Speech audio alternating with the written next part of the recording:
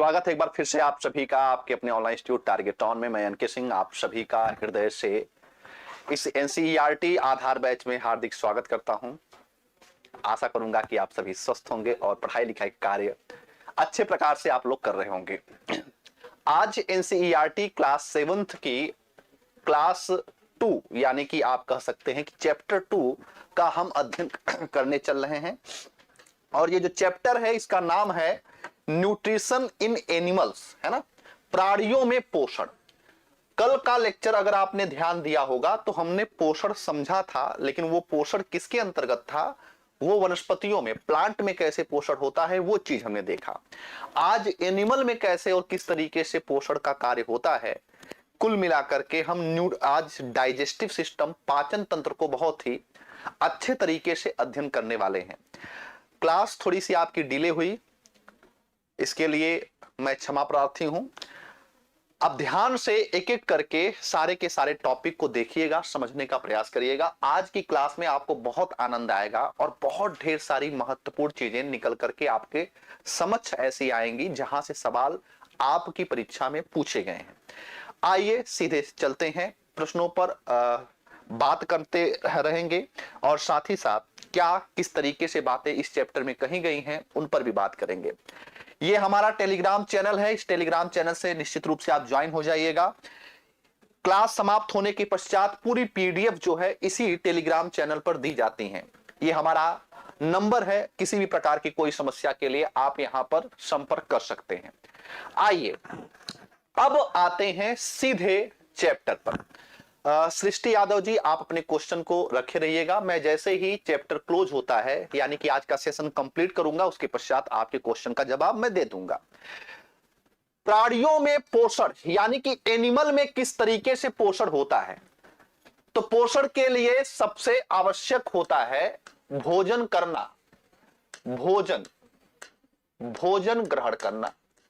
और भोजन न केवल ग्रहण करना बल्कि भोजन का पाचन करना, भोजन का डाइजेशन करना, भोजन का डाइजेशन करना यानी कि भोजन का क्या करना, पाचन करना।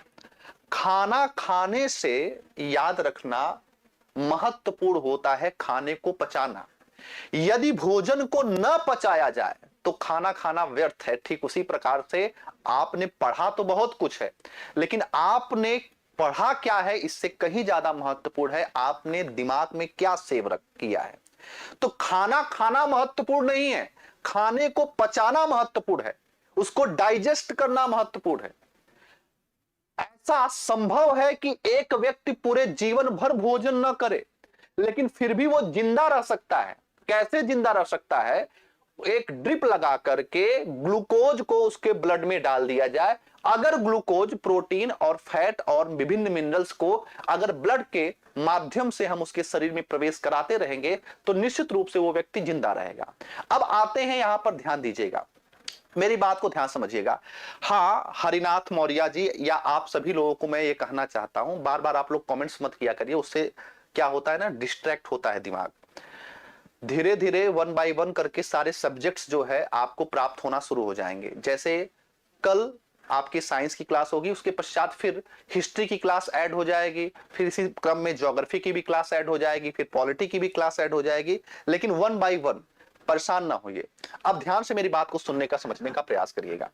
यहां पर लिया गया है, लिखा गया है कि कुछ ऐसे, पहले बताइए, समझने का प्रयास करिए कि पाचन क्या होता है, पाचन किसे कहते हैं, इसमें बताया गया है। लिखा गया है कि जटिल खाद्य पदार्थों का सरल पदार्थों में परिवर्तित होना या टूटना या विखंडित होना, ये क्या कहलाता है, ये पाचन कहलाता है। अब यहां से कहानी शुरू हो रही है, बिल्कुल कंसंट्रेट होकर सुनिएगा, मैं आपके कमेंट्स पढ़ने वाला नहीं हूं। पाचन क्या होता है? जटिल खाद्य पदार्थों को सरल पदार्थों में बदलने की प्रक्रिया पाचन होता है, ये एनसीईआरटी कह रही है। यानी कि complex food converted into simple food, that's called digestion. अगर हमने कहा कि जटिल भोज्य पदार्थ है सरल भोज्य पदार्थों में हमने कन्वर्ट कर दिया, तो इसी प्रोसेस को विज्ञान में क्या कहते हैं, इसी को कहते हैं पाचन। जटिल क्या है सर? जटिल जिसको हम ग्रहण कर रहे हैं। किसे हम ग्रहण करते हैं अपने भोजन में? या तो हम कार्बोहाइड्रेट या वसा या प्रोटीन को ग्रहण करते हैं, ये जटिल होते हैं, ये जटिल होते हैं। और जब इनको सरल में बदला जाता है, इनका सरल रूप क्या है? यदि कार्बोहाइड्रेट है तो इसका सरल रूप होता है ग्लूकोज, अगर वसा है तो इसका सरल रूप होता है फैटी एसिड, और अगर प्रोटीन है तो प्रोटीन का सरल रूप होता है अमीनो एसिड। इसका सरल रूप क्या होता है? Amino acid. तो जब हम कार्बोहाइड्रेट, वसा और प्रोटीन को ग्लूकोज, फैटी एसिड और अमीनो एसिड में कन्वर्ट कर देते हैं, तो इसी प्रक्रिया को विज्ञान में पाचन कहा गया है, इसी को डाइजेशन कहा गया है। याद रखना, हमारे शरीर को कार्बोहाइड्रेट की आवश्यकता नहीं होती है, वसा की आवश्यकता नहीं होती, प्रोटीन की नहीं होती है। हमारे शरीर को आवश्यकता इसकी होती है। अगर ये न मिले और ये मिलता रहे तो हमारा जीवन मस्त चलता रहेगा, क्योंकि हमारी कोशिकाएं इन्हीं को एब्जॉर्ब कर सकती हैं, इनको एब्जॉर्ब नहीं करती हैं। आप 1 रोटी खाओ, 10 रोटी खाओ, 100 रोटी खा लो, ऊर्जा नहीं मिलने वाली है जब तक वो ग्लूकोज में न परिवर्तित हो जाए। तो ग्लूकोज से मतलब है हमारे शरीर को, फैटी एसिड से मतलब है, अमीनो एसिड से मतलब है। अब वो चाहे रोटी के माध्यम से आए, चाहे ड्रिप लगा करके आए, उससे मतलब नहीं है। ग्लूकोज व्यक्ति के शरीर में होना चाहिए। अगर ग्लूकोज है, वही सरल है। सरल इस परिप्रेक्ष्य में है। क्यों इसे सरल मैं कह रहा हूं? सरल इस वजह से क्योंकि सेल इसको बहुत बढ़िया से एब्जॉर्ब कर सकता है, और जटिल ये इस वजह से है क्योंकि सेल इसको एब्जॉर्ब नहीं कर सकता है। तो जटिल भोज्य पदार्थों को सरल भोज्य पदार्थों में बदलने की जो प्रक्रिया होती है, इसी प्रक्रिया को हम क्या कहते हैं? पाचन कहते हैं। अब ध्यान से मेरी बात को समझने का प्रयास करिएगा। पहला स्टेप है खाद्य अंतःग्रहण की विभिन्न विधियां, यानी कि जो भोजन को ग्रहण किया जाता है उसके अलग अलग मेथड होते हैं, उसकी अलग अलग विधियां होती हैं अलग अलग प्रकार के जीवों में। कुछ जीव जो होते हैं भोजन को चबाते हैं, कुछ जीव होते हैं जो भोजन को सीधे निगल लेते हैं, कुछ ऐसे जीव होते हैं भोजन को कुतरते हैं। तो अलग अलग जीवों में अलग अलग मेथड होता है। क्या होता है देखिए ध्यान से, भोजन के अंतःग्रहण की विधि विभिन्न जीवों में भिन्न भिन्न होती है। जैसे मधुमक्खी एवं मरमर पक्षी, मरमर पक्षी के अंतर्गत हमिंग बर्ड का नाम लिया गया है। ये पौधों के मकरंद को चूसते हैं। मकरंद का मतलब नेक्टर। मैंने आपको बताया था कि मधुमक्खी फूलों के किस हिस्से से, मधुमक्खी फूलों से क्या जो है चूसती है, तो याद रखना नेक्टर यानी कि मकरंद। मानव एवं कुछ अन्य जंतुओं में शिशु जो होते हैं वो मां क्या क्या करते हैं? दूध पीते हैं। बच्चा जो होता है, एक नवजात शिशु जो होता है, वो मां का दूध पीता है, फीडिंग जिसे कहते हैं। अजगर जैसे सर्प जो होते हैं अपने प्राणियों को अपने शिकार के लिए समूचा क्या करते हैं? निगल जाते हैं, सैलो कर जाते हैं। तो यह भी एक प्रोसेस हो गया अंतःग्रहण, यानी कि भोजन को ग्रहण कैसे किया जाता है। इसके बाद अगर देखिए, जलीय प्राणी होते हैं अपने आसपास पानी में तैरते हुए खाद्य कणों को छान करके उनका भक्षण करते हैं। तो कुछ ऐसे हैं जो छान करके उसको ग्रहण कर रहे हैं, एब्जॉर्ब कर रहे हैं। कुछ ऐसे हैं जो निगल जा रहे हैं। कुछ लोग जो है मकरंद को चूस रहे हैं। कुछ बच्चे ऐसे हैं जो अपने मां के दूध को पी रहे हैं। यानी कि अलग अलग तरीके से पोषण को या भोजन को प्राप्त किया जा रहा है। अब यहां पर इसको थोड़ा सा रुकते हैं, इस कहानी को थोड़ा सा पढ़ते हैं। एक कहानी है जिसमें कहा गया है अद्भुत तथ्य। क्या अद्भुत तथ्य दिया गया है? ये अद्भुत तथ्य दिया गया है स्टार फिश के विषय में। लिखा गया है कि स्टार फिश या तारा मछली कैल्शियम कार्बोनेट के कठोर कवच वाले जंतुओं को आहार करती हैं। अगर आपसे पूछा जाए कि स्टार फिश जो होती हैं किसे अपना भोजन बनाती हैं, तो याद रख लेना ये ऐसे जीवों को टारगेट करती हैं जिनमें क्या हो, जिनमें कैल्शियम कार्बोनेट का कवरिंग पाया जाता हो। अब ये जब इनको कैसे ग्रहण करती हैं देखिए, कवच खोलने के बाद यह अपने मुख से अपना अमाशय बाहर निकालती हैं तथा जंतु के कोमल भागों को खाती हैं। अमाशय वापस शरीर में चला जाता है और आहार धीरे धीरे पचता है। कहने का मतलब यह है कि जब ऐसे जंतुओं को वो खा लेती है और कैल्शियम कार्बोनेट की सतह को यानी कि सरफेस को तोड़ देती है, पुनः अपने अमाशय को बाहर निकालने की क्षमता इसमें होती है और इसके माध्यम से वह कैल्शियम कार्बोनेट की कवरिंग को बाहर कर देती है और शेष बचा हुआ मांस को यह ग्रहण कर लेती है। यहां पर आपको समझाने का प्रयास कर रहा हूं। अच्छा ठीक है उपासना शुक्ला जी, अभी मैं जवाब दे दूंगा, पहले इस क्लास को अच्छे ढंग से समझ लीजिए। यहां पर एक चीज और याद रखना, नाम तो है इसका स्टार फिश, लेकिन यहां पर एक बात याद रखना, ये मछली नहीं है। याद रखना ये मछली नहीं है। स्टार फिश, तारा मीन, लगा है नाम में फिश, लेकिन याद रखना ये मछली नहीं है, क्योंकि आपकी परीक्षा में सवाल बनता है कि निम्नलिखित में से कौन सी वास्तविक मछलियां हैं, निम्नलिखित में से कौन वास्तविक मछलियां नहीं हैं। तो याद रखना स्टार फिश मछली नहीं है। क्यों नहीं मछली है? क्योंकि इसमें मछलियों की तरह से जो है पंख नहीं पाए जाते हैं, मछलियों की तरह से स्कैल्स नहीं पाए जाते हैं, सल्क नहीं पाए जाते हैं, इसी वजह से इसको मछलियों के अंतर्गत नहीं रखा जाता। ये इकाइनोडर्मेटा नामक एक संघ होता है एनिमल किंगडम का, उसी इकाइनोडर्मेटा का ये समूह का ये सदस्य है, इसको भी याद रखना। अब यहां पे मैं बात कर रहा था भोजन को ग्रहण करने का प्रोसेस, तो अब ध्यान दीजिएगा भोजन में पाचन कैसे होता है, किस तरीके से होता है, इसको समझना है आपको ध्यान से। कुल मिलाकर के ये पूरा चैप्टर अब यहां से स्टार्ट होता है, और ये चैप्टर पूरी तरीके से जो आप कॉम्पिटिटिव फील्ड में आप पढ़ते हैं ना, भोजन का पाचन या पाचन चैप्टर या पाचन तंत्र जिसको डाइजेस्टिव सिस्टम कहते हैं, उसी डाइजेस्टिव सिस्टम के विषय में यहां पूरी कहानी को लिखा गया है। क्या लिखा गया है ध्यान से एक एक करके समझने का प्रयास करिएगा। हम अपने मुख से भोजन को क्या करते हैं? ग्रहण करते हैं। सही बात है, आपने अपने मुख से भोजन को क्या किया? ग्रहण किया। और भोजन को ग्रहण करने के पश्चात जो है आप जानते हैं कि इसका आप पाचन करते हैं, फिर उसका उपयोग करते हैं। आहार का बिना पचा हुआ भाग मल के रूप में आप निष्कासित करते हैं। क्या आपने यह जानने का कभी प्रयास किया कि भोजन का अंदर क्या होता है, यानी कि भोजन जब जाता है तो वो क्या कहलाता है? इसको मैं डिफाइन करने की कोशिश कर रहा हूं अगले स्लाइड में, जरा ध्यान से समझने की कोशिश करिएगा। अगर ध्यान से समझ लेंगे तो पूरा का पूरा बेस आपका क्लियर हो जाएगा, और फिर जीवन में कभी आपको दोबारा कोई समस्या का सामना नहीं करना पड़ेगा। ध्यान से बस देखते चलिएगा, ध्यान से बस देखते चलिएगा मैं क्या कहना चाह रहा हूं, ध्यान से पढ़िएगा केवल।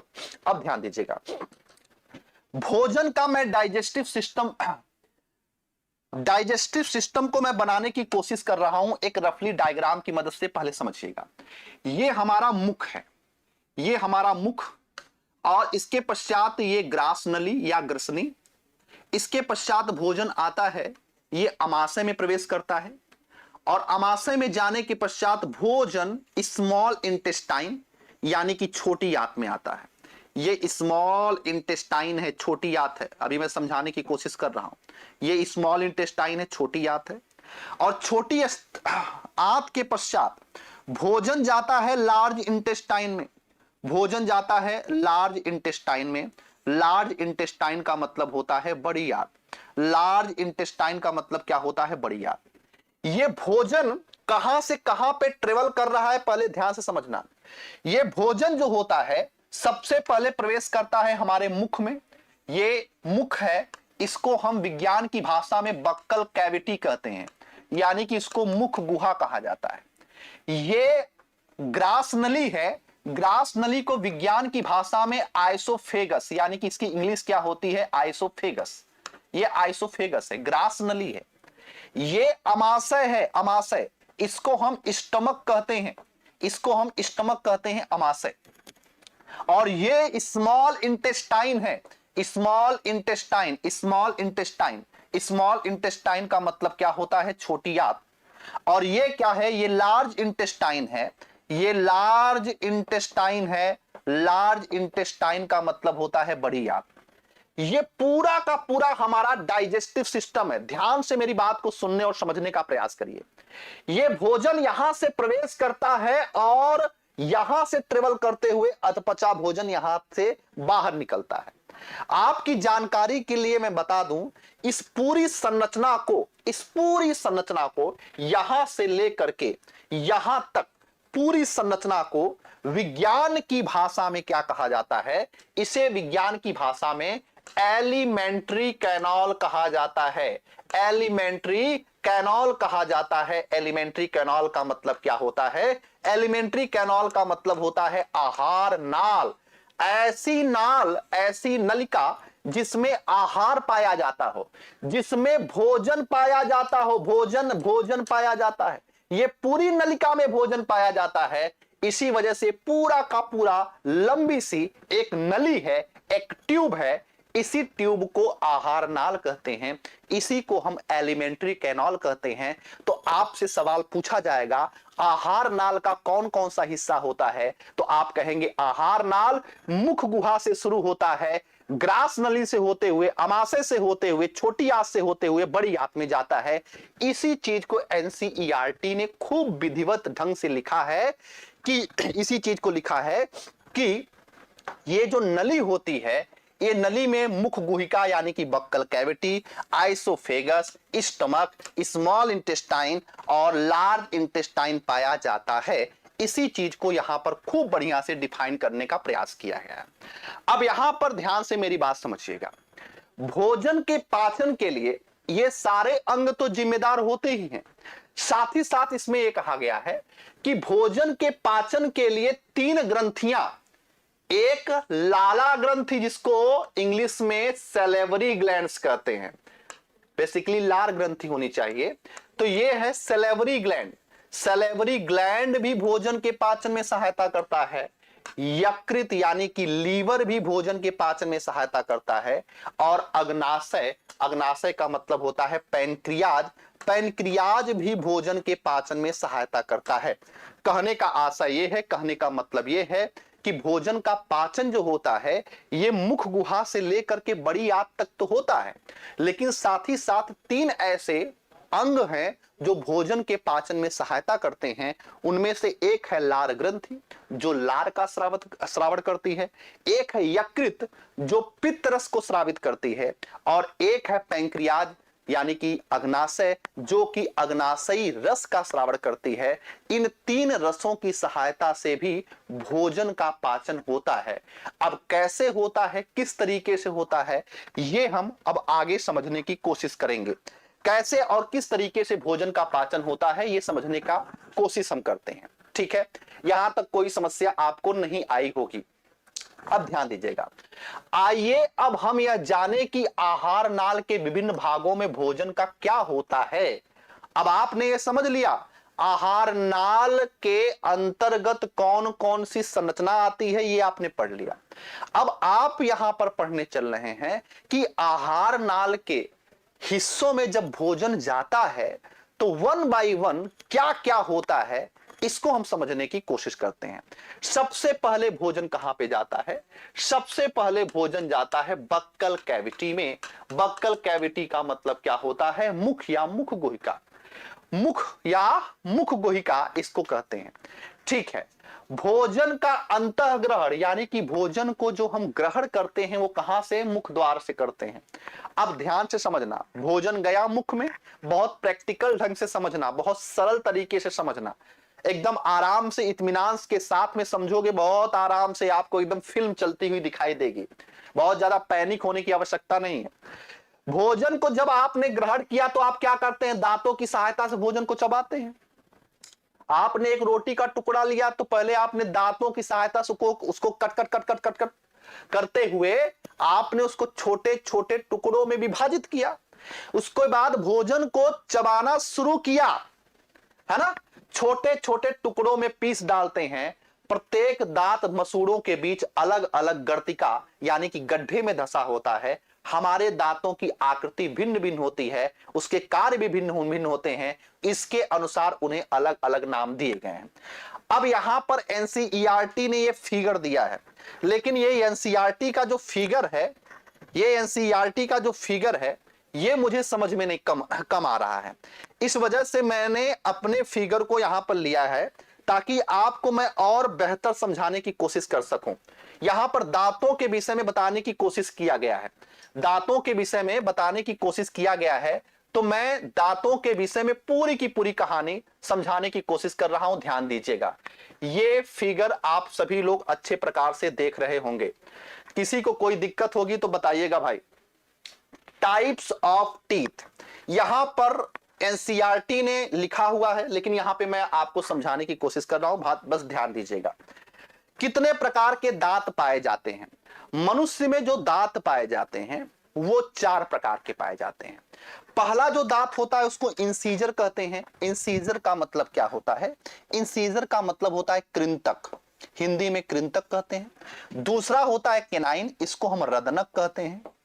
और तीसरा होता है प्रीमोलर, जिसको हम अग्रचवर्णक कहते हैं, अग्रचवर्णक कहते हैं। और चौथा होता है मोलर, जिसको हम क्या कहते हैं? जिसको हम चवर्णक कहते हैं। तो 4 प्रकार के मनुष्य में दांत होते हैं। अब ध्यान से समझते चलिएगा, 4 प्रकार के दांत होते हैं। इन दांतों की आकृति अलग अलग है और उनके कार्य भी अलग अलग होते हैं। जैसे ये भोजन को क्या करता है? ये भोजन को काटता है, काटना, भोजन को काटना। भोजन को काटने की जिम्मेदारी किसकी होती है? कट करने की जिम्मेदारी किसकी होती है? ये इंसीजर की होती है। भोजन को चीरने फाड़ने की जिम्मेदारी किसकी होती है? चीरने की जिम्मेदारी केनाइन की होती है। भोजन को चबाने की जिम्मेदारी किसकी होती है? ये अग्रचवर्णक की होती है। और भोजन को पीसने की जिम्मेदारी किसकी होती है? ये मोलर की होती है। अब सवाल यहां पर कैसे पूछा जाता है, ध्यान दीजिएगा, ध्यान से समझने का प्रयास करिएगा। ये जो इंसीजर होता है, ये इंसीजर शाकाहारी जीवों में ज्यादा विकसित अवस्था में पाया जाता है। शाकाहारी, ध्यान से नोट करते चलना, बहुत सवाल आपकी परीक्षा में मिलेगा, बहुत ढेर सारे सवाल अब मिलेंगे, ध्यान से सुनते रहना। आपसे पूछा जाएगा शाकाहारी में कौन सा होता है? इंसीजर। इंसीजर दांत जो होते हैं वो सबसे ज्यादा विकसित अवस्था में पाए जाते हैं। इंसीजर दांत को देख करके या किसी भी जानवर के दांत को देख करके आप आसानी से बता सकते हो कि वो शाकाहारी है कि मांसाहारी है। इंसीजर कहां पे पाया जाता है, मैं आपको समझाने की कोशिश करता हूं एक आसान फिगर से। जैसे मान लीजिए ऊपर वाला जबड़ा है, ऊपर वाला, ध्यान दीजिएगा, ऊपर वाला जबड़ा, तो यहां पर सबसे बीच में जो 4 दांत होते हैं, यही 4 दांत इंसीजर दांत होते हैं। जो बीच के 4 दांत होते हैं, यही 4 दांत इंसीजर होते हैं। तो कहने का मतलब यह है कि इसकी टोटल संख्या कितनी हो गई? इसकी टोटल संख्या 4 ऊपर होंगे, 4 नीचे होंगे, तो टोटल इसकी संख्या हो जाएगी, बोलो कितना? इसकी टोटल संख्या हो जाएगी 8। 4 ऊपर होंगे, 4 नीचे होंगे, टोटल संख्या इसकी मुख में कितनी हो जाती है? 8 हो जाती है। क्लियर है? यहां पर एक बात याद रखना, सबसे पहले कौन सा दांत निकलता है? सबसे पहले अगर पूछा जाए कि सबसे पहले बच्चे में कौन सा दांत निकलता है? इंसीजर। बड़ा खूबसूरत लगता है बच्चा जब ये इंसीजर दांत निकलता है ना। अच्छा, कौन सा इंसीजर? ऊपर वाला कि नीचे वाला? नीचे वाला, नीचे वाला लोअर इंसीजर निकलता है। और कहीं गलती से आपकी उंगली फंस गई ना, तो फिर छुड़ा नहीं सकते आप, याद रखना। बहुत खतरनाक मशीन होती है उनके पास में। इंसीजर दांत याद रखना, ये सबसे पहले निकलने वाले दांत होते हैं। इन्हीं को हम स्माइलिंग टीथ भी कहते हैं। स्माइलिंग टीथ, स्माइलिंग टीथ इस वजह से क्योंकि जब हम मुस्कुराते हैं तो हमारा यही दांत दिखाई देता है। तो ये है भाई इंसीजर की कहानी। और याद रख लेना, दूध के दांत, अभी मैं आ रहा हूं लोधी जी, दूध के दांत पे भी मैं आऊंगा, परेशान मत हो। अभी एक एक करके समझने का प्रयास करो। इसी यही दांत जो होता है चूहों में, इंसीजर दांत चूहों में हमेशा बढ़ता रहता है, जीवन पर्यंत बढ़ता रहता है। और इसी दांत को घिसने के लिए वो आपके महंगी महंगी वस्तुओं को कुतरते रहते हैं, क्योंकि कुतरने की वजह से उनके दांत घिस जाते हैं और जीवन पर्यंत वो जिंदा रहते हैं। अगर वो वस्तुओं को न काटे तो उनके इंसीजर दांत बढ़ जाएंगे, ज्यादा मुंह बंद हो जाएगा और वो मारे जाएंगे। इसी वजह से अगर आज से चूहे ने अगर आपके कपड़ों को काट दिया हो तो मुस्कुराइएगा और कहिएगा कि आपने उसको जीवन दान दिया है, एक चूहे का आपने भला किया है। उसके दांत अब घिस गए होंगे, छोटे हो गए होंगे, अब वो सरवाइव कर सकता है। तो इंसीजर दांत के विषय में ये भी याद रखना, ठीक है। अब यहां पर आगे बढ़ जाते हैं। ये केनाइन जो होता है ये मांसाहारियों में ज्यादा पाया जाता है, मांसाहारी जीवों में ज्यादा विकसित अवस्था में पाया जाता है। मांसाहारी जीवों में क्या होता है, ये ज्यादा विकसित अवस्था में पाया जाता है। ये कहां पे है, पहले लोकेशन को देख लो तब समझ में आएगा। एक किनारे पर यहां पर नुकीला, एक यहां पर नुकीला, यानी ऊपर वाले जबड़े में 2 तो नीचे वाले जबड़े में भी 2, टोटल संख्या कितनी हो जाएगी? टोटल संख्या हो जाएगी 4। ये दांत जो होते हैं ये यहां पे ये अपेक्षा की थोड़ा सा लंबे होते हैं। याद रखना, मेरी बात को समझने का प्रयास करना बहुत बहुत बहुत महत्वपूर्ण है। ये केनाइन दांत जो होते हैं ये जिस जीव में ज्यादा विकसित रहेंगे वो उतना ही मांसाहारी। कभी शेर को मांस खाते हुए देखिएगा डिस्कवरी चैनल पर, आपको ये दांत बाहर देखने को मिलेंगे। बिल्ली का ये दांत बाहर देखने को मिलेगा, कुत्ता आप देखेंगे ये दांत बाहर देखने को मिलेगा। जितने भी केनाइन जिसमें विकसित रहेगा, याद रखना वो मांसाहारी होंगे। यहां पे आपकी जानकारी के लिए मैं बता दूं, ये जो यहां पर 2 दांत इसके बगल में और 2 दांत इसके बगल में जो होता है वो क्या होता है? वो प्रीमोलर होता है। तो इसका मतलब है 4 ऊपर हो जाएंगे तो 4 नीचे हो जाएगा।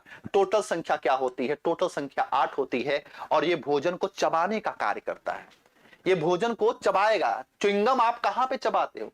आप फील करो ना, फील। सेब को काटना होता है तो आप इंसीजर का प्रयोग करते हो, इसका प्रयोग करते हो, क्योंकि काटने वाला कार्य यही करेगा। किसी चीज को काटना हो तो इंसीजर, ठीक है। भावनाओं को काबू में रखिएगा।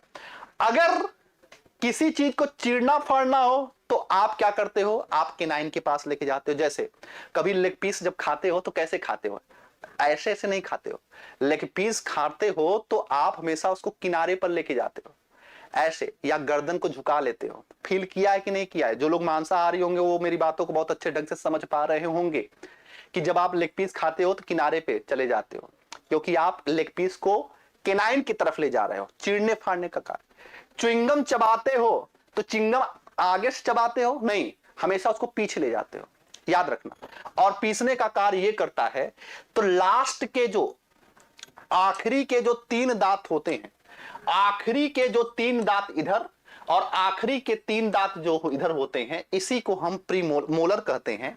याद रखना, याद रखना, 3 इधर 3 इधर 6, तो 6 ऊपर 6 नीचे, यानी कि हो जाएंगे टोटल कितना? 12। कितने हो जाएंगे भाई? 12 हो जाएंगे। तो अगर आप काउंट करेंगे तो आप काउंट कर सकते हैं कि 8 हो गया, 4 12 हो गया और 12 8 20 हो गया। फिर इधर कितना हो गया? टोटल दांतों की संख्या कितनी हो गई? एक वयस्क मनुष्य में टोटल दांतों की संख्या कितनी हो गई? 32 हो गई। एक वयस्क मनुष्य में दांतों की संख्या कितनी हो गई? 32 होती है। आपको समझ में आया कि नहीं समझ में आया? इसी चीज को एनसीईआरटी ने इस किताब के माध्यम से कितना बढ़िया क्लियर करने का प्रयास किया है। देखो, कृंतक दांत कितने होते हैं? 4। आगे के 4 दांत यहां पे दिखाया गया है, आगे के 4 दांत यहां पे दिखाया गया है, ठीक है। इसके बाद रदनक यानी कि केनाइन, इसके बगल में 1 और इसके बगल में 1, ये क्या हो गया? ये केनाइन हो गया। फिर 2 दांत इसके साइड में, 2 दांत इधर 2 दांत इधर, ये क्या हो गया? जो है अग्रचवर्णक। और लास्ट के 3 दांत, लास्ट के 3 दांत जो होते हैं ये चवर्णक होते हैं। थम्स अप करके हमको सूचित कर दो एक बार सभी लोग कि यस सर, इतनी बातें समझ में आ गई। बताओ भाई, यहां तक की कोई दिक्कत हो तो बताइए, यहां तक की कोई दिक्कत है तो बताने का प्रयास करिए। यहां पर कोई समस्या है तो आप बताइए, नहीं ना? चलो, यहां पे अगर समझ गए हो तो इसने एक दांतों की संख्या से संबंधित यहां पे बातें की गई हैं। दांतों के प्रकार, कर्तन एवं दंसन वाले दांत, यानी कि यहां पे मैं थोड़ा सा आपके लिए आसान बना देता हूं। ये इंसीजर पूछ रहा है, ये केनाइन के विषय में पूछ रहा है, और यहां पे प्रीमोलर और मोलर दोनों के विषय में पूछ रहा है। पहले प्रीमोलर के विषय में पूछा है और फिर मोलर के विषय में पूछा है। प्रीमोलर चबाने और पीसने वाले दांत। चलिए हम भर देते हैं इसको। दिक्कत क्या है?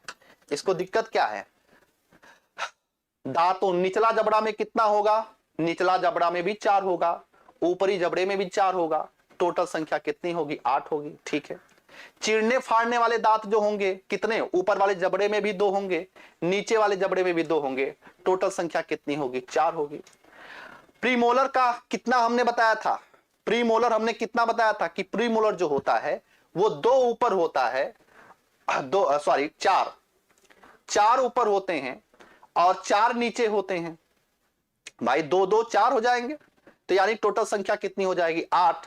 और 3 यानी कि 6 एक तरफ होगा, 6 एक तरफ होगा ऊपर की तरफ, 6 नीचे होगा, यानी टोटल कितनी हो गई यहाँ पे 12 हो गई। ठीक है, आप काउंट कर सकते हैं, 20 हो जाएगा, 24 हो जाएगा, फिर 8 कितना हो जाएगा 32। ये आप आसानी के साथ में भर सकते हैं। ठीक है, आसानी के साथ में भर सकते हैं। चलिए अब यहां पर दिया गया है हमारे मुख में लाला ग्रंथियां होती हैं। लाला ग्रंथियां का मतलब सलेवरी ग्लैंड, सलेवरी ग्लैंड होती हैं। आइए सलेवरी ग्लैंड का काम क्या होता है पता करते हैं। सलेवरी ग्लैंड क्या होता है इसका काम पता करते हैं, लेकिन उससे पहले थोड़ा सा यहां पे समझने का प्रयास करिएगा। कुछ लोग कह रहे थे कि सर दूध के दांत, तो दूध के दांत क्या होते हैं उसका भी पूरा कॉन्सेप्ट समझ लो आसानी के साथ में। दूध के दांत यानी कि जिसको आप क्या कहते हैं, जिसको आप मिल्की टीथ कहते हैं। दूध के दांत को आप क्या कहते हैं, मिल्की टीथ। यहां पर जो एक बात है याद रखना, मिल्की टीथ को ही हम परमानेंट टीथ या अस्थाई दांत कहते हैं। और इस मिल्की टीथ या अस्थाई दांत की टोटल संख्या अगर आपसे कोई पूछे तो आप बताइएगा 12। कितना होता है 12। क्या होता है समझने का प्रयास करिएगा। क्या आपको याद है कि कुछ वर्ष पहले आपके दांत गिरने लगे थे? याद रखना कक्षा 7 की बातें कर रहा है। हमारे दांतों का प्रथम सेट शैशवा काल में निकलता है, यानी कि लगभग 8 वर्ष की आयु तक सभी दांत गिर जाते हैं। यही दांत दो है दूध के दांत कहलाते हैं। इन दांतों के स्थान पर जो दूसरे दांत निकलते हैं इन्हीं को हम अस्थाई दांत कहते हैं। सामान्य व्यक्ति में अस्थाई दांत पूरे जीवन भर रहते हैं और वृद्धावस्था में प्रायः गिरने लगते हैं। आपसे अगर पूछा जाए अस्थाई दांतों की संख्या कितनी होती है 12, तो अगर अस्थाई दांत उतने 12 हैं तो इसका मतलब है 32 में से अस्थाई दांत कितने होंगे? अस्थाई दांतों की संख्या टोटल कितनी होगी बोलिए? 20। तो अस्थाई दांतों की संख्या 20 और अस्थाई दांतों की संख्या कितनी होती है 12। इस चीज को याद रखना। अब यहां पर एक बात दिखाया गया है कि जीभ जो होता है, जीभ एक मांसल पेशी अंग होता है, यानी कि ये मांसल संरचना होती है, मस्कुलर संरचना होती है जीभ। तभी तो जो मन में आता है आप बोलते हैं, जो भी आऊं बाऊं जो भी मन आता है आप बोलते हैं, क्योंकि ये मांसल है। घुमा सकते हैं, जितना घुमा सकते हैं आप घुमाइए। अगर हड्डी वाली संरचना होती तो आप एक निश्चित क्रम में ही उसको घुमाते। जैसे ये हाथ है, इसको आप इधर कर सकते हैं क्या? इसको आप इधर कर सकते हैं क्या? नहीं कर सकते। तो याद रखना मांसल संरचना है जीवा पूरी तरीके से। अगर ये सोच कर देखो, अगर हड्डियों वाली संरचना होती तो ईश्वर जो एक निश्चित अल्फाबेट आपको देता, एक बढ़िया वर्णमाला की डिक्शनरी आपको देता, केवल वही शब्द आप बोल पाते हैं और कोई शब्द आप नहीं बोल पाते, क्योंकि एक निश्चित समय एक निश्चित संरचना के अंतर्गत ही वो फोल्ड होता। अब यहां पे समझने का प्रयास करिएगा। जो पीछे की ओर मुख गोइका के अधर तल से जुड़ी होती है, इसका अग्रभाग स्वतंत्र होता और किसी भी दिशा में मुड़ सकता है। अब यहां पर समझने की कोशिश करिएगा। हम बोलने के लिए जीभ का उपयोग करते हैं, इसके अतिरिक्त भोजन में क्या होता है, लार को मिलाने का भी कार्य करती है और निगलने में भी सहायता करती है। जीभ द्वार ही हमें स्वाद की भी अनुभूति कराती है, यानी कि जीभ पर क्या पाई जाती हैं? जीभ पर स्वाद कलिकाएं पाई जाती हैं, यानी कि स्वीट बड्स पाई जाती हैं। और इन्हीं स्वाद कलिकाओं की मदद से हमें स्वाद की अनुभूति होती है, स्वाद का पता चलता है। अगर आपकी जानकारी के लिए मैं बता दूं तो जिह्वा पर 4 स्वाद कलिकाएं पाई जाती हैं। ये इसका जो है सबसे फ्रंट वाला भाग है, यानी कि अग्र भाग है। ये अग्र वाला जो भाग है इससे मिठास स्वाद की अनुभूति होती है, मिठास स्वाद की अनुभूति होती है। और इसका ये पश्च भाग है, ये पश्च भाग जो होता है ये हमें कड़वाहट की अनुभूति देती है, कड़वाहट की अनुभूति देती है। ईश्वर ये चाहता है कि अगर आप कुछ अच्छा खा रहे हो, मीठा खा रहे हो, तो आपको सबसे पहले पता चल जाए। इसी वजह से आगे इसने मीठास की अनुभूति कराने वाली स्वाद कलिकाएं दे रखी हैं। चीनी का टुकड़ा उठाना, जाओ अभी किचन में, चीनी के टुकड़े को उठाओ और उसको सबसे पीछे रखो, पीछे जहां पे कड़वाहट की अनुभव कराने वाली स्वाद कलिकाएं हैं। याद रखना आपको मीठा उतना नहीं लगेगा जितना लगना चाहिए। अब यहां पे समझो, ये जो पीछे से किनारे वाला हिस्सा होता है इसको हम पश्च पार्श्व कहते हैं। इसको हम क्या कहते हैं? इसको हम पश्च पार्श्व कहते हैं। याद रखना, यहां से खट्टा खट्टा स्वाद की अनुभूति होती है। और याद रख लेना, ये जो है आगे आगे से किनारे वाला, पार्श्व का मतलब किनारा, तो अग्र पार्श्व इसको कह सकते हैं। इसको हम क्या कह सकते हैं? इसको हम अग्र पार्श्व कह सकते हैं। तो अग्र पार्श्व वाला जो हिस्सा होता है, याद रखना, इससे नमकीन स्वाद की अनुभूति होती है, नमकीन स्वाद की अनुभूति होती है।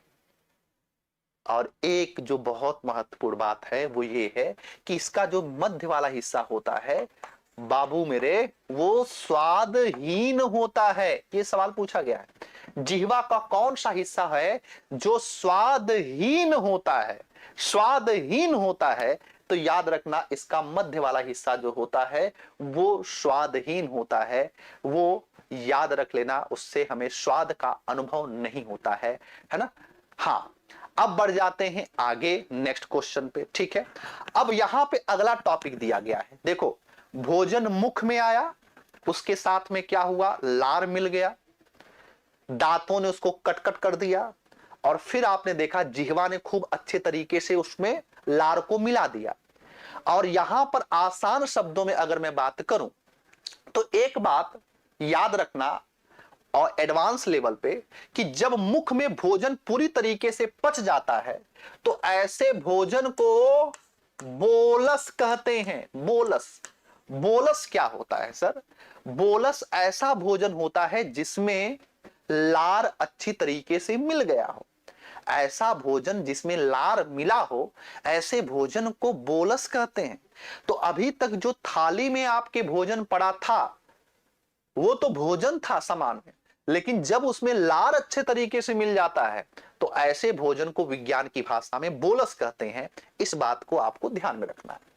अब यहां पर आपको ध्यान में समझना है आपको कि भोजन अब मुख से कहां प्रवेश करेगा? भोजन नली यानी कि ग्रसिका में प्रवेश करेगा। याद रखना, मैं एक चित्र जो बनाया हूं उसी चित्र के अकॉर्डिंग चल रहा हूं।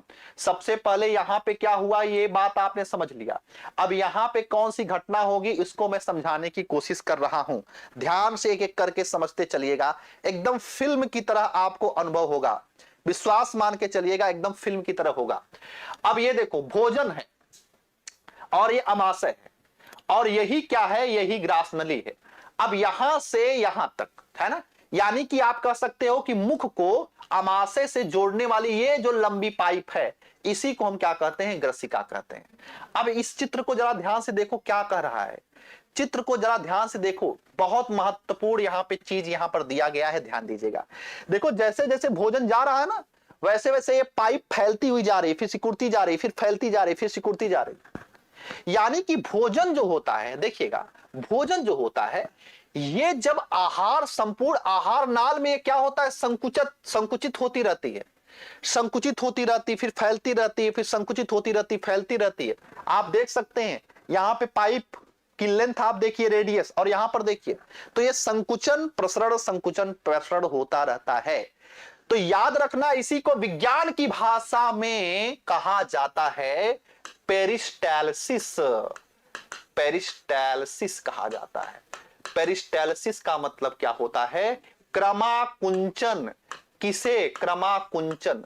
आपसे कहा जाता है कि भोजन अमाशय में या भोजन नली में या आहार नाल में किस तरीके से चलता है, तो आप कहेंगे सर क्रमाकुंचन गति से। ठीक है, क्रमाकुंचन गति से, क्रमाकुंचन गति से वो आगे बढ़ता है।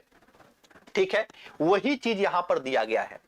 अब यहां पर लिखा गया है कि कभी कभी हमारा अमाशय खाए हुए भोजन को स्वीकार नहीं करता, फलस्वरूप वमन, वमन का मतलब वोमिटिंग से उसे बाहर निकाल दिया जाता है। ऐसी घटना याद करिए जब आप भोजन बाद में वमन किया हो और जिसके कार्य के विषय में सोचिए। मतलब ये कह रहा है कि कभी वोमिटिंग किए हो तो सोचो कि कैसे आपने भोजन को बाहर निकाला था।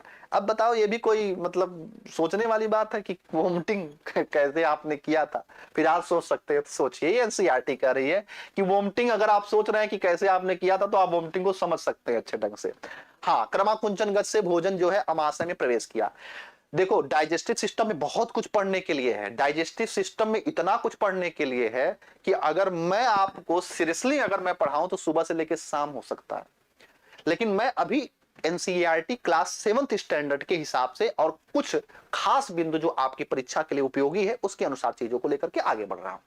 अब यहां पर समझो, पहेली ये जानना चाहती है कि वमन के समय भोजन विपरीत दिशा में किस प्रकार से जाता है। भोजन की एक खास बात देखो, जानते हो भोजन हमेशा और हमेशा ऊपर से लेकर के नीचे की तरफ ही आता है। भोजन हमेशा और हमेशा ऊपर से नीचे ही आएगा, कभी नीचे से ऊपर नहीं जा सकता है। क्यों नहीं जा सकता है? क्योंकि यहां पर मैं आपको समझाने की कोशिश कर रहा हूं, क्योंकि जगह जगह पे वाल्व लगे होते हैं। वाल्व क्या होता है सर? वाल्व का मतलब ढक्कन। एक वाल्व यहां पर होता है, जो भोजन जब यहां पे प्रवेश कर जाता है तो अब भोजन वापस नहीं आने देगा। एक वाल्व यहां पर लगा होता है कि भोजन यहां पे प्रवेश कर जाएगा फिर नहीं जाने देगा। एक वाल्व यहां पर होता है जो भोजन को प्रवेश यहां पे कर देगा फिर पीछे नहीं जाने देगा। वाल्व जो होते हैं ये बड़े काम के होते हैं। ये वाल्व क्या होते हैं? ये भोजन को यूनिडायरेक्शनल बनाते हैं। यूनिडायरेक्शनल का मतलब ये होता है भोजन आगे तो जाएगा लेकिन कभी भी वो पीछे नहीं जा सकता है। इस बात को याद रखना। भोजन को यूनिडायरेक्शनल बनाने का कार्य कौन करता है? जो है ये वाल्व करते हैं। तो पहेली का पहले उत्तर दो। इसने कहा है कि वमन में समय में भोजन विपरीत दिशा में किस प्रकार जाता है। अगर वाल्व बंद हो गया है तो भोजन क्यों पीछे गया? अभी आगे हम सीखेंगे कि वाल्व विषम परिस्थितियों में ओपन भी हो जाते हैं। वो विषम परिस्थितियां क्या हैं अभी आगे हम समझेंगे, ठीक है। अब यहां पर चलते हैं आगे, ध्यान से समझिएगा। भोजन आ गया कहां पर? भोजन आ गया अमाशय में। ग्रास नली से होते हुए भोजन कहां पे आ गया? भोजन आ गया, हाँ अब समझो, भोजन आ गया कहां पे? अमाशय में। पहले मुख में, फिर कहां पे? ग्रास नली में, फिर कहां पर आया? अमाशय में। अमाशय के विषय में क्या कहा गया है? अमाशय मोटी भित्ति वाली एक थैली नुमा संरचना होती है। यह चपटा होती है, यू की आकृति की होती है। यह आहार नाल का सबसे चौड़ा भाग है। इसको याद रखना, यह आहार नाल का सबसे चौड़ा भाग होता है, सबसे चौड़ा भाग है। आहार नाल का सबसे लंबा भाग कौन सा है? आहार नाल का सबसे लंबा भाग कौन सा है? फिर से चित्र पे पहले चलते हैं, एक एक चीजों को क्लियर करते हैं, एक एक चीजों को खूब बढ़िया से क्लियर करते हैं। आहार नाल का सबसे चौड़ा हिस्सा कौन सा है? सबसे चौड़ा हिस्सा है अमाशय, और सबसे लंबा होता है छोटी आंत। छोटी आंत सबसे लंबी है, याद रखना। छोटी आंत को छोटी कहने के पीछे उसका व्यास है, न कि लंबाई। लंबाई को अगर आधार बनाएंगे तो याद रखना सबसे ज्यादा लंबाई पूरे एलिमेंट्री कैनाल में स्मॉल इंटेस्टाइन की होती है, और सबसे ज्यादा चौड़ाई जो होती है वो अमाशय की होती है, याद रखना। इसके बाद हम बात करते हैं, ठीक है। यह एक और ग्रसिका यानी कि ग्रास नली से खाद्य प्राप्त करता है, और दूसरी ओर क्षुद्रांत में खुलता है, यानी कि एक तरफ जो है वो ग्रास नली से जुड़ा रहता है, दूसरी तरफ वो छोटी आंत से। आपको चीजें समझ में आ रही होंगी, बहुत बढ़िया। अमाशय का आंतरिक स्तर जो होता है श्लेष्मक हाइड्रोक्लोरिक अम्ल। यहां पर एक बहुत महत्वपूर्ण पॉइंट है, याद रखना कि यहां पर दो चीजें होती हैं, ध्यान से समझना। अमाशय में दो चीजें होती हैं, एक अम्ल स्रावित होता है और उस अम्ल का नाम होता है HCl यानी कि हाइड्रोक्लोरिक अम्ल, ठीक है। और ये भोजन को कैसा बनाता है? ये भोजन को अम्लीय बना देता है, एसिडिक बना देता है। अम्लीय बनाने से कई ढेर सारे लाभ होते हैं, जैसे फॉर एग्जाम्पल के तौर पे अमाशय में भोजन 3 से लेकर के 4 घंटे तक रुकता है। अब भोजन सड़े ना, यहां पर भोजन खराब ना हो, इस वजह से अम्लीय माध्यम बनाया जाता है ईश्वर के द्वारा, क्योंकि अम्लीय माध्यम में कोई चीज खराब जल्दी नहीं होती है। क्षारीय माध्यम में कोई चीज बहुत जल्दी से खराब हो जाती है, और अम्लीय माध्यम में कोई चीज जल्दी खराब नहीं होती है। तो अम्लीय माध्यम अमाशय में बनाया जाता है। जबकि यहां पर एक बात याद रख लेना, यहीं से जठर रस स्रावित होता है, जठर रस, गैस्ट्रिक जूस जिसको कहते हैं। और ये क्या करता है? ये प्रोटीन के पाचन को क्या करता है? ये प्रबल करता है, यानी कि जठर रस में एक एंजाइम होता है जो प्रोटीन का पाचन करता है। उसने ये अभी एंजाइम का नाम नहीं लिख रहा है, वो क्लास 7th की बात हो रही है। आगे चलकर अगर आप एडवांस लेवल पर बात करेंगे तो मैं बताऊंगा यहां पर कि यहीं पर एक एंजाइम होता है जिसका नाम क्या होता है, मैंने आपको बताया गैस्ट्रिक लाइपेज होता है, पेप्सिन होता है, रेनिन होता है, म्यूसिन होता है, यही पे पाया जाता है। तो कुल मिलाकर के यहां पे गैस्ट्रिक जूस की मदद से प्रोटीन का पाचन होता है, ये एनसीईआरटी ने लिखा। अब इसके बाद समझिएगा क्षुद्रांत। क्षुद्रांत का मतलब मैं क्या बता रहा हूं, स्मॉल इंटेस्टाइन। स्मॉल इंटेस्टाइन की लंबाई देखिएगा, इसकी लंबाई लगभग 7.5 मीटर है, लगभग 7.5 मीटर इसकी लंबाई होती है। एनसीईआरटी ने दिया है 7.5 मीटर लंबाई। 7.5 मीटर समझ रहे हो ना, 7.5 मीटर कल्पना करो, ऐसे ऐसे करते हुए 7 तो आप चले जाओ, और इतना एक कुंडलित है, इतना एक क्वाइल्ड फॉर्म में है कि ये पूरे की पूरे इसी अमाशय में, इस अमाशय के नीचे यहां पर समाई हुई। आप सोच करके देखो, कल्पना करके देखो कि ईश्वर ने कितना बेहतरीन तरीके से आपको निर्मित किया है। फालतू का आप अपने आप को कोसते हैं, कितने बेहतरीन तरीके से आपका निर्माण किया है। आश्चर्य हो जाएंगे आप अपने शरीर को देख करके, समझ करके। बहुत ढेर सारी ऐसी फिनोमिना होती हैं जिनको देख करके वास्तव में आप आश्चर्यचकित हो जाएंगे। सोचिए, अब यहां पर ध्यान दीजिएगा, यह यकृत एवं अग्नाशय को स्राव को प्राप्त करती है, यानी कि यकृत और अग्नाशय जो भी रस को निर्मित करता है उसको ये जो है प्राप्त करती है। कौन? Small intestine. यानी कि कहने का मतलब है यकृत के द्वारा एक जूस बनता है जिसको हम बाइल जूस कहते हैं, बाइल जूस, और साथ ही साथ अग्नाशय यानी कि पैंक्रियाटिक जूस। अग्नाशय में बने हुए जूस को हम क्या कहते हैं? इसको हम पैंक्रियाटिक जूस कहते हैं। तो बाइल जूस और पैंक्रियाटिक जूस को क्या करता है? ये प्राप्त करता है और उसकी सहायता से पाचन करता है। यहां पर लिखा गया है यकृत क्या है। यकृत एक लाल भूरे रंग की ग्रंथि होती है जो उदर यानी कि अमाशय के ऊपरी भाग में दाहिने की ओर अवस्थित होती है। यह शरीर की सबसे बड़ी ग्रंथि है, याद रखना, एनसीईआरटी ने यह लिखा हुआ है। और ये क्या करती है? यह पित्त रस का स्रावण करती है, और जो एक थैली में संग्रहित होता है इसे हम क्या कहते हैं? इसे पित्ताशय यानी कि गाल ब्लैडर कहते हैं। यकृत ने बनाया क्या? बाइल जूस, और उसको संचित कहां पे किया गया? पित्ताशय में किया गया।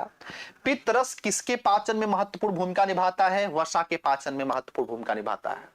इसी वजह से सवाल बन जाता है कि यदि पित्ताशय को काट करके बाहर निकाल दिया जाए तो किसका पाचन प्रभावित हो जाएगा? तो याद रखना, पित्ताशय को काट करके बाहर निकालने पर वसा का पाचन क्या हो जाएगा? प्रभावित हो जाएगा। इसके बाद लिखा है अग्नाशय हल्के पीले रंग की बड़ी ग्रंथि है। याद रखना, बेसिकली अग्नाशय दूसरी सबसे बड़ी ग्रंथि होती है, दूसरी सबसे बड़ी ग्रंथि होती है। अमाशय के ठीक नीचे स्थित होती है, अग्नाशय रस स्रावित करती है, और ये कार्बोहाइड्रेट प्रोटीन पर क्रिया करती है और उसको पचाने का कार्य करती है। आंशिक रूप से पचा भोजन अब क्षुद्रांत के निचले भाग में पहुंचता है जहां आतरस यानी कि आतरस की पाचन की क्रिया होती है। कार्बोहाइड्रेट सरल शर्करा जैसे कि ग्लूकोज में परिवर्तित हो जाता है। देखो लिखा है कि ग्लूकोज में परिवर्तित हो जाता है, वसा वसी अम्ल में परिवर्तित हो जाता है, और प्रोटीन अमीनो अम्ल में परिवर्तित हो जाता है। देखो कितनी बढ़िया बात लिखा गया है। लिखा है कि कार्बोहाइड्रेट अगर है तो इसी छोटी आंत में ग्लूकोज में बदल जाता है, और अगर वसा है तो वसी अम्ल यानी कि फैटी एसिड में बदल जाता है, और अगर प्रोटीन है तो किस में बदल जाता है? अमीनो एसिड में। और शुरुआत भी तो मैंने वहीं से किया था कि जटिल को सरल में बदलना क्या कहलाता है? पाचन। और ये जटिल से सरल कहां में बदल गया? क्षुद्रांत में, स्मॉल इंटेस्टाइन में बदल गया। इसी वजह से याद रखना, हम ये कहते हैं कि स्मॉल इंटेस्टाइन में भोजन का पाचन पूर्ण हो जाता है। बिल्कुल विजय शंकर तिवारी जी, याद रख लेना, स्मॉल इंटेस्टाइन में भोजन का पाचन पूर्ण हो जाता है। क्यों पूर्ण हो जाता है? क्योंकि हमको यहीं पर ग्लूकोज, वसा अम्ल और अमीनो एसिड मिल जाता है। यहीं से तो हमने शुरुआत किया था कि जटिल भोज्य पदार्थों को सरल भोज्य पदार्थों में बदलने की प्रक्रिया को क्या कहते हैं? पाचन करते हैं। अब यहां पर एक घटना दिया गया है। घटना क्या दिया गया है इसको भी समझ लीजिएगा, ठीक है। एक घटना दिया गया है घटना में ये कहा गया है, समझने का प्रयास करिएगा। घटना में ये कहा गया है कि एक विलक्षण दुर्घटना के द्वारा अमाशय के कार्य प्रणाली की खोज हुई। यानी कि अमाशय कैसे कार्य करता है, एक घटना के माध्यम से इसकी खोज हुई कि किस तरीके से अमाशय कार्य करता है। क्या घटना हुई थी? एक अमेरिकी वैज्ञानिक थे जिनका नाम था Martin, Saint Martin. Saint Martin नामक व्यक्ति थे। अब इनको क्या कर दिया गया? गोली मार दिया गया। सेंट मार्टिन नामक व्यक्ति को क्या कर दिया गया? सेंट मार्टिन नामक व्यक्ति को गोली लग गई। और गोली जो है कहां पे लगी? ये गोली जो है वक्ष क्षतिग्रस्त हो गया और अमाशय में एक उनके छेद हो गया। यानी कुल मिला के निशानची जो मारा था वो, बिल्कुल याद रखना, यहां पे लोकेशन दिख रहा है, एकदम अमाशय में छेद हो गया। अमाशय में, स्टमक में छेद हो गया। अच्छा ठीक है। अब एक व्यक्ति को एक डॉक्टर के पास में ले गया, जिस डॉक्टर का नाम था ब्लूमांट। अब ब्लूमांट ने क्या किया? ध्यान दो, ब्लूमांट ने क्या किया? देखा पेट में छेद हो गया है, तो उसने क्या किया? अच्छा ये कब की बात है? ये 1822 की बात है, 1822 की बात है, बहुत पुरानी बात है। तो उसने क्या किया? किसी तरीके से ऑपरेट करके वो गोली तो निकाल दिया, लेकिन वो समझ नहीं पा रहा था कि अमाशय में ये जो छिद्र है इसको बंद कैसे करें। इस वजह से वो क्या किया? यहां पर लिखा गया है, यहां पर लिखा गया है कि चिकित्सक ने उसकी जान तो बचा ली, परंतु अमाशय का छिद्र भली भांति बंद ना कर सका और उसके छिद्र को पट्टी से ढक दिया गया। ब्लूमांट ने अमाशय के अंदर झांकने का एक दुर्लभ अवसर प्राप्त किया। यानी एक पट्टी के साथ में उसको बंद कर दिया और बार बार वो पट्टी को खोल करके देख सकता था कि अमाशय में क्या हो रहा है, अमाशय में क्या हो रहा है वो देख सकता था। ठीक है। और इस तरीके से अमाशय में भोजन के साथ में क्या होता है इस बात की खोज हुई। अमाशय भोजन का मंथन कर रहा था, इसकी भित्ति से तरल स्रावित हो रहे थे जो भोजन को पचा सकते थे। उसने यह भी देखा कि अमाशय क्षुद्रांत में तभी खुलता है जब अमाशय में भोजन का पाचन पूरा हो जाता है। ठीक है। मतलब अब सोच करके देखो क्या है, कैसे है, किस तरीके से अमाशय में भोजन के पाचन की क्या हुई? खोज हुई। इसको आपने अच्छे तरीके से देख लिया। ठीक है। भोजन का पाचन पूर्ण हो गया था छोटी आंत में, ये आपने समझ लिया। अब यहां पर लिखा गया है क्षुद्रांत में ही क्या होता है? अवशोषण होता है, यानी कि एब्जॉर्बेशन भी होता है।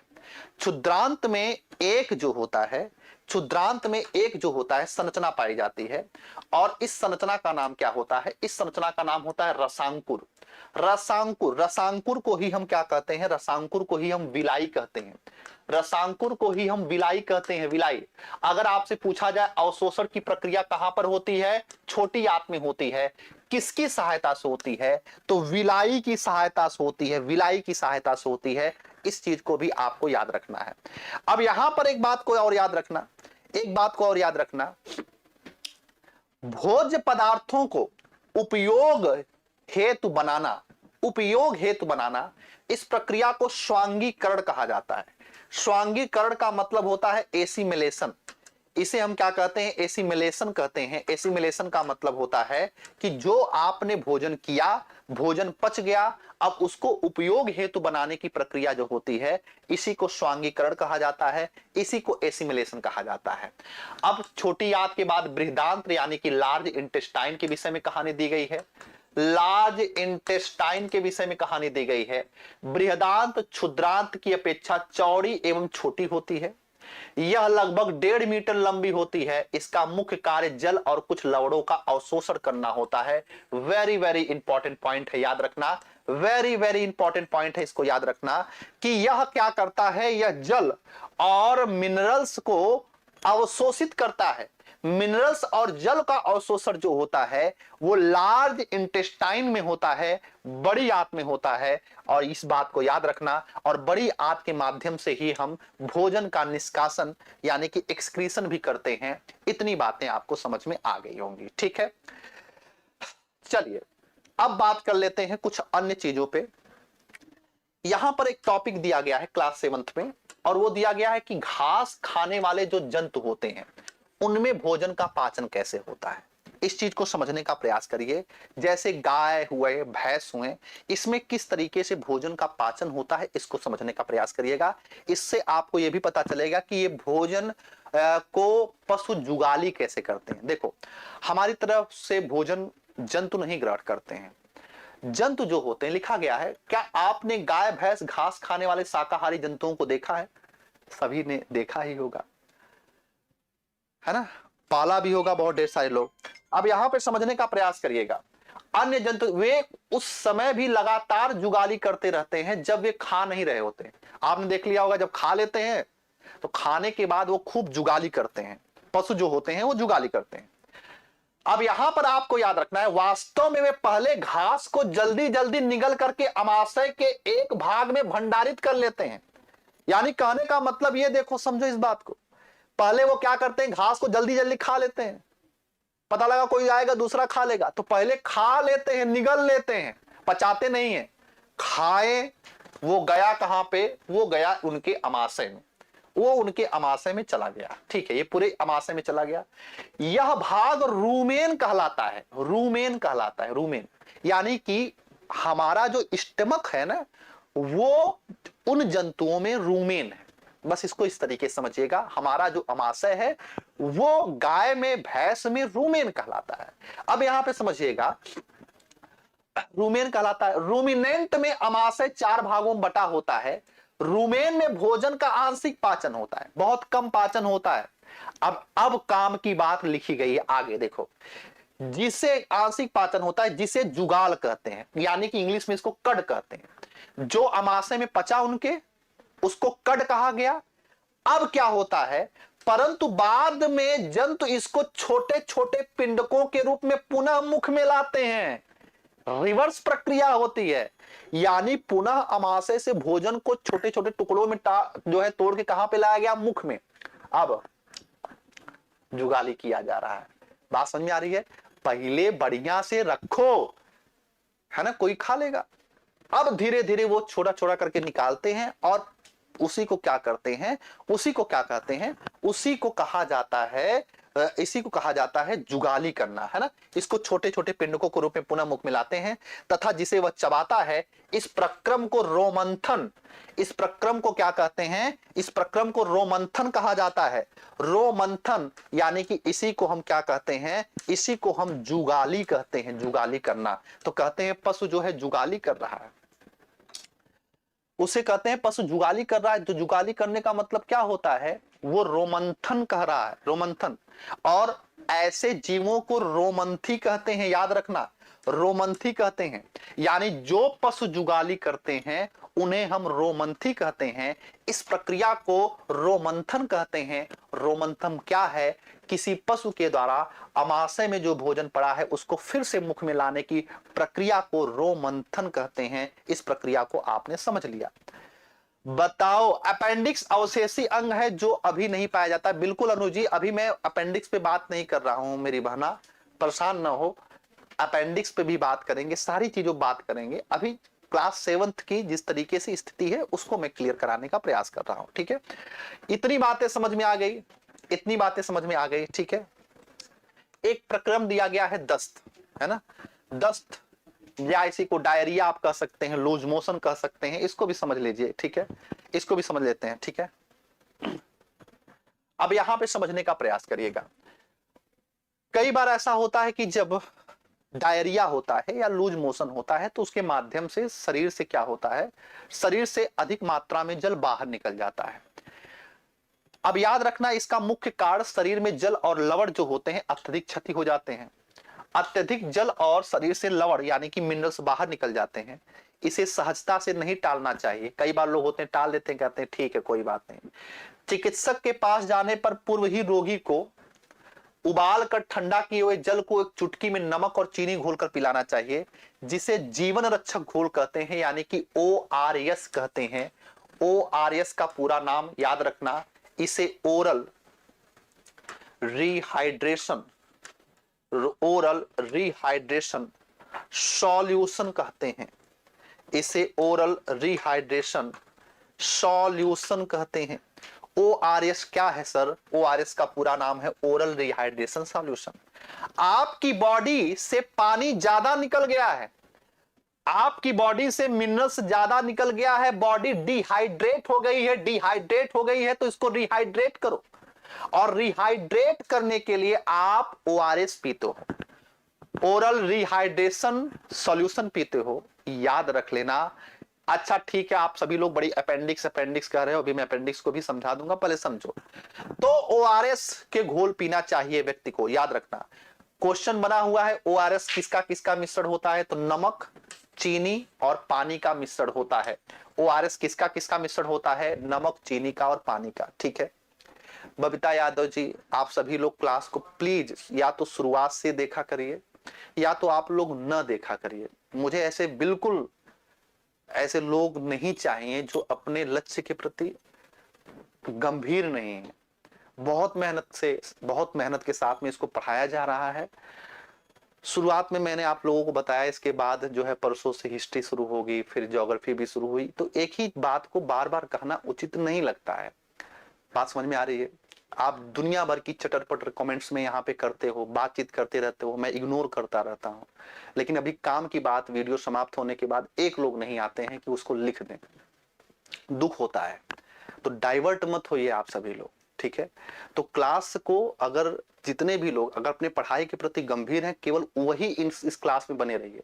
और रही बात मेरी परसिस्टेंसी की, परसिवरेंस की, पंचुअलिटी की, जो 3 आधार स्तंभ होते हैं, किसी भी लक्ष्य को प्राप्त करने के 3 आधार स्तंभ होते हैं, वो तीनों के द्वारा मैं इस क्लास को लेकर के आगे बढ़ रहा हूं। जो मैं आपसे कहा हूं उसी तरीके से मैं क्लास को धीरे धीरे 1 बाय 1 करके लेकर के आगे बढ़ रहा हूं।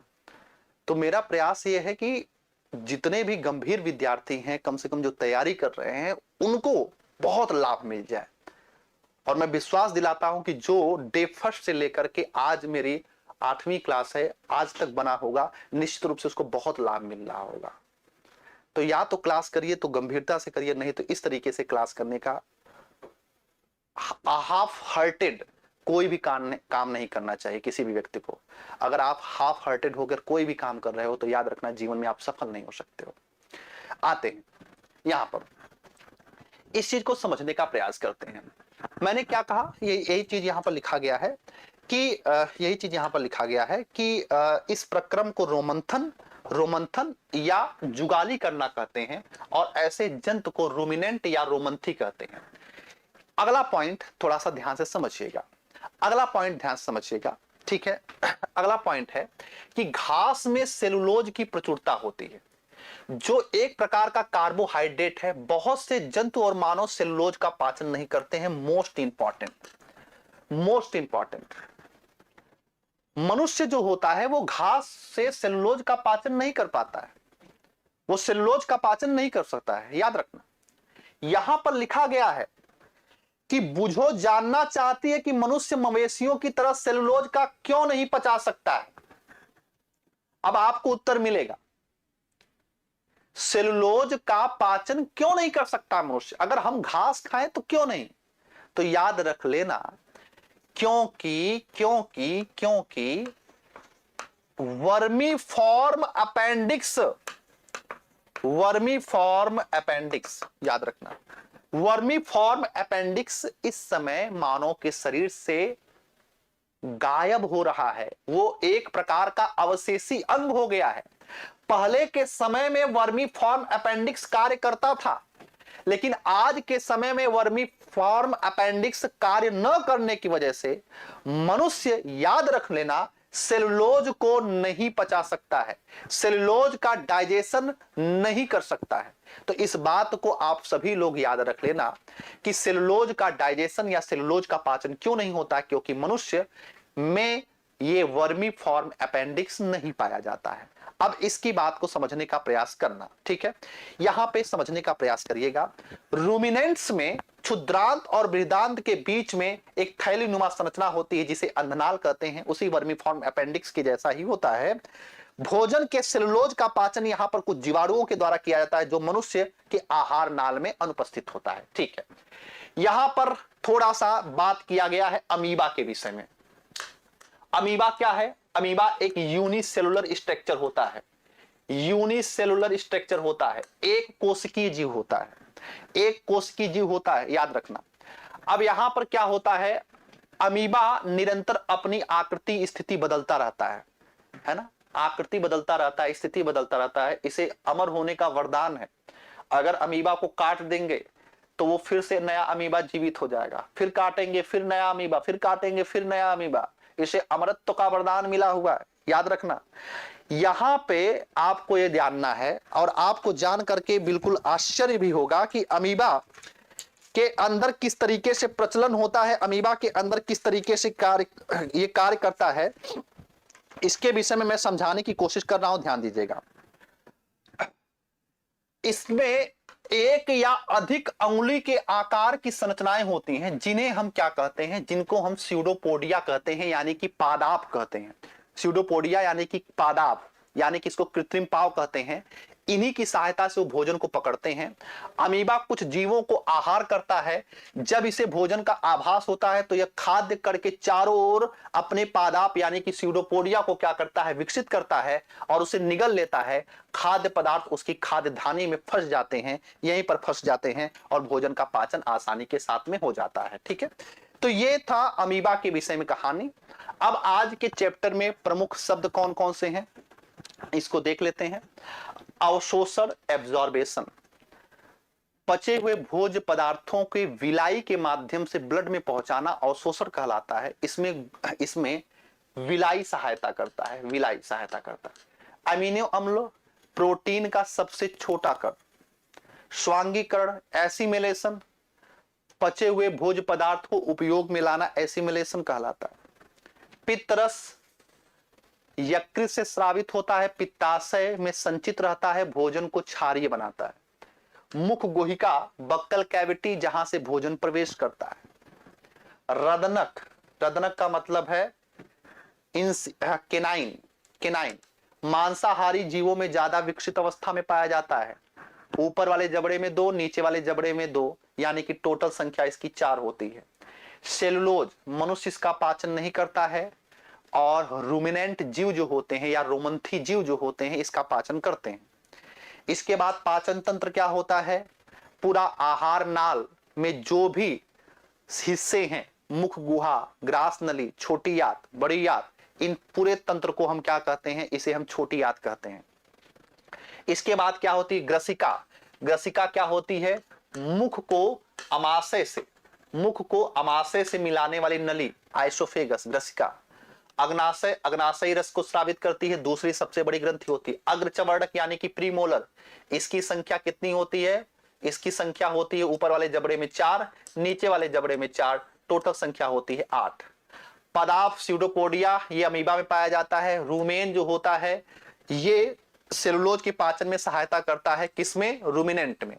लार ग्रंथि यानी कि सलेवरी ग्लैंड जो होती हैं, सलेवरी ग्लैंड्स जो होती हैं वो सलाइवा का स्रावण करती हैं, यानी कि लार ग्रंथियों का स्रावण करती हैं। ये आपने क्या सीखा है आज के चैप्टर में, जंतु पोषण में पोषण आवश्यक भोजन को अंतःग्रहण की विधियां एवं शरीर में इनका उपयोग शामिल है। आहार नाल और स्रावी ग्रंथियां संयुक्त रूप से भोजन के पाचन में सहायता करती हैं। आहार नाल में बक्कल कैविटी, आइसोफेगस, अमाशय, छोटी आंत, बड़ी आंत आती है। और जबकि याद रखना, स्रावी ग्रंथियों में यकृत, अग्नाशय और लार ग्रंथि आती है। विभिन्न जीवों में भोजन ग्रहण करने की विधियां अलग अलग हैं और इसमें कौन कौन सा है, पहले भोजन को ग्रहण किया जाता है, अंतःग्रहण, फिर पाचन किया जाता है, फिर उसका अवशोषण किया जाता है, फिर उसको काम के लायक यानी कि स्वांगीकरण किया जाता है और जो अधपचे भोजन होते हैं उसका निष्कासन किया जाता है। ठीक है, इसके बाद अगर मैं बात करूंगा, मंड जैसे कार्बोहाइड्रेट का पाचन मुख में प्रारंभ हो जाता है। प्रोटीन का पाचन अमाशय से प्रारंभ होता है, यकृत द्वारा स्रावित पित्त, अग्नाशय से अग्नाशयी स्राव एवं क्षुद्रांत भित्ति द्वारा स्रावित पाचक रस की क्रिया। भोजन के सभी घटकों पाचन क्षुद्रांत में पूरा हो जाता है। ये बहुत महत्वपूर्ण है, बहुत ज्यादा महत्वपूर्ण है, याद रख लेना, बहुत ज्यादा महत्वपूर्ण है कि कार्बोहाइड्रेट का पाचन मुख से ही प्रारंभ होता है, लेकिन याद रखना प्रोटीन का पाचन कहां से होता है, प्रोटीन का पाचन अमाशय से प्रारंभ होता है, इस बात को याद रखना। जल एवं कुछ लवण बृहदांत्र में अवशोषित होते हैं अवशोषित पदार्थ शरीर के विभिन्न भागों में स्थानांतरित कर दिए जाते हैं। बिना पचे अवशिष्ट जिसका अवशोषण मल के रूप में गुदा द्वारा शरीर से बाहर होता है उसी को हम अवशिष्ट पदार्थ कहते हैं। और यहाँ पे रोमंथी के विषय में लिखा गया है और भोजन का अंतःग्रहण पादाप की सहायता से किया जाता है। ये पूरी कहानी लिखी गई है। अब यहां तक मैंने पूरी की पूरी कहानी आपको बता दिया। हाँ, अब जो आप लोगों के सवाल हैं उन सवालों को जरा पहले मैं जवाब दे देता हूं। अच्छा, सीटेट अपेयरिंग वाले जो होते हैं एएमआरएस के लिए एलिजिबल हैं कि नहीं है? उपासना शुक्ला जी, कल आप इस कमेंट्स को एक बार अपने सेशन में यानी कि कल के सेशन में आप टाइप कर दीजिए, कल मैं आपको जरूर बता दूंगा। आज मुझे थोड़ा सा उसके विषय में जानकारी ले लीजिए, उसके विषय में कल आप एक बार हमको याद दिला दीजिएगा अपने सेशन में, मैं आपको बता दूंगा। ठीक है उपासना जी? और कोई सवाल? और कोई सवाल? हाँ ठीक है, मैं एक बार। अच्छा, सृष्टि यादव जी, सर अमरबेल का पौधा जिस पर रहता है वो परपोषी होता है, तो वो अपना भोजन कैसे प्राप्त करता है और कैसे? और एक क्वेश्चन, और आणविक ऑक्सीजन का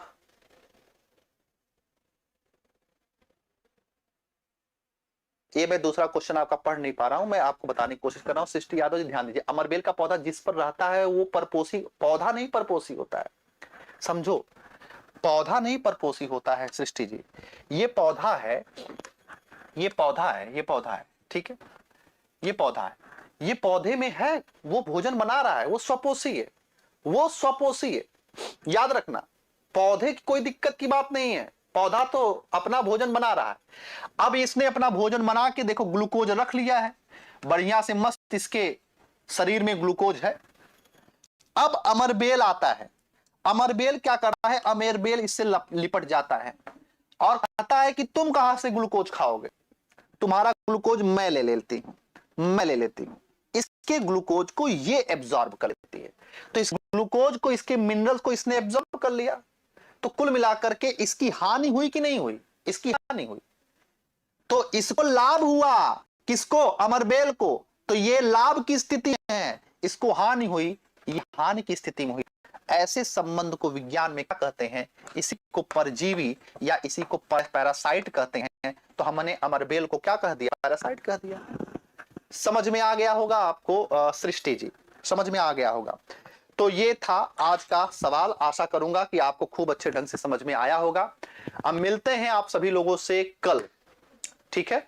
आप सभी लोगों से कल शाम को उसी टाइम 5 बजे। धीरे धीरे मुझे पता है आप लोगों का उत्साह कम हो रहा है, क्योंकि कमेंट्स में वो दिख जाता है, आपके प्रेजेंट्स में वो दिख जाता है। लेकिन याद रखना, अभी मैं क्लास इसको करूंगा, उसके पश्चात परसों से हिस्ट्री की क्लास शुरू हो जाएगी। बहुत बहुत धन्यवाद।